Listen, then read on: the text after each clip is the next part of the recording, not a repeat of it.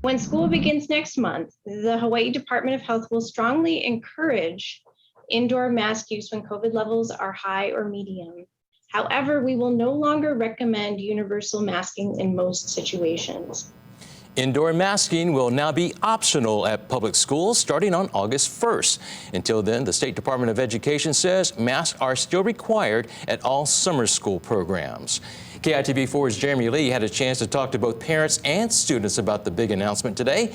Jeremy, what kind of responses did you hear? Well, Rick, an honest difference of opinion, to be honest, from concern to people giving a thumbs up upon hearing the news. While the Department of Health issues the guidance recommendation, the DOE implements the policy, and that policy is now set to change for the first time since the pandemic began in 2020. Public school kids will no longer be under a mask mandate. Those picking up kids from summer fun in Manoa were divided, roughly 50-50 on the new optional indoor masking guidance announced by the DOH. I don't think the mask mandate should have been dropped for the kids, especially indoors. Outdoors, yes, but not indoors. Other parents support the change.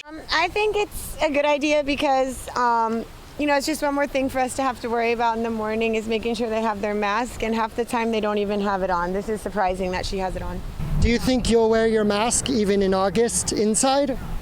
I think I will, but usually my mask just goes down, so. If they say they don't have to wear it, then that's their choice, I guess. Do you feel protected by your KN95 mask? Yes, I wear it everywhere. Critics of child mask mandates say KN95 masks worn properly are effective for others, and that school mandates punish the age group least at risk of falling seriously ill with COVID-19, children. During the pandemic, you couldn't see people, so it wasn't any social connection with people. Optional measures should change that. Also noted in this graphic is the removal of required quarantine measures, most of them anyhow. At this time, quarantine is not required when there has been a potential exposure. So that is a change in the guidance. That's for in-school exposures. So household exposures would still be recommended to quarantine for 5 days and return with the mask for days 6 to 10. Otherwise, masking, come the first of the month, is now a choice. The guidance also mentions situational indoor masking. Those are instances at a particular school where a more targeted approach at masking might be used temporarily, according to the DOH, in order to manage a specific outbreak. Reporting live, Jeremy Lee.